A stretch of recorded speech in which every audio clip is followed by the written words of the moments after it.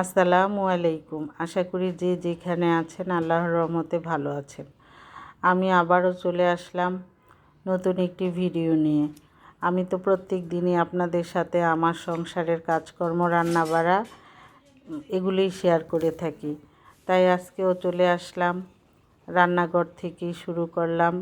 সবজি খিচুড়ি করেছি, সব ধরনের সবজি মিলিয়ে একটু পাতলা করে খিচুড়ি করেছি। মুরগির মাংস রান্না করে নিচ্ছি। খিচুড়িটা রান্না হয়ে গিয়েছে। খিচুড়িটা তেল বাগার দেওয়ার জন্য এখানে আমি পেঁয়াজ, রসুন, শুকনা মরিচ ব্রাউন করে ভেজে নেব। শীতের দিনে এই ধরনের খাবার দাবার খেতে অসাধারণ লাগে। আর শীতে খাবার খেয়েও একটু শান্তি পাওয়া যায়। গরমে এই ভারী খাবার খেলে অস্থির লাগে। অবশ্য আমরা কোনোটাতেই সন্তুষ্ট হতে পারি না।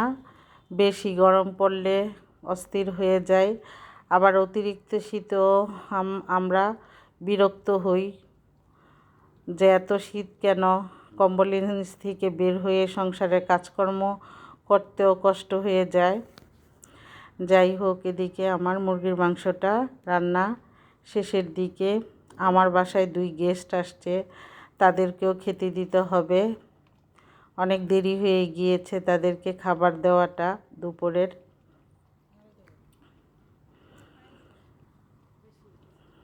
সব মশলা দিয়েছি, গরম মশলার গুঁড়া আর জিরার গুঁড়া দিয়ে এখন আমি মাংসটার সাথে ভালো করে মিলিয়ে নেব একটু নাড়াচাড়া দিয়ে।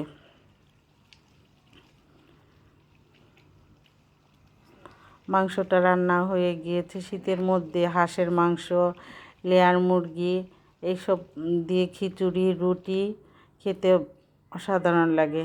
আমার 2 গেস্টকে খাবার দিয়ে দিয়েছি। এই যে আমার 2 ভাই হচ্ছে আজকে আমার বাসার গেস্ট। সবাই খাবার খেয়ে নিলাম। খাবার খেয়ে আমি একটু বারান্দায় গেলাম। এটা আমার অনেক পছন্দের একটা জায়গা। আমার যখন অনেক মন খারাপ লাগে তখন মনে হয় আমার বারান্দায় গেলে আমার মনটা ভালো হয়ে যায়।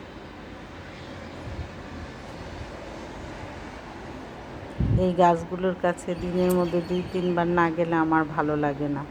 মনে হয় যে সারা দিন আমার মনে হয় কোথাও কোনো কিছু ফাঁকা পড়ে আছে। আমার কাছে এমন মনে হয় আমার বারান্দায় না গেলে।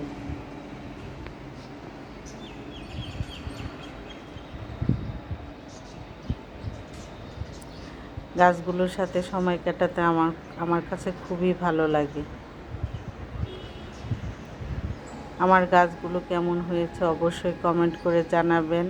আমার পুরো ভিডিওটাই কেমন হয়েছে কমেন্ট করে সবাই জানাবেন, সবাই লাইক করবেন। আজকের মতো আল্লাহ হাফেজ, সবাই ভালো থাকবেন।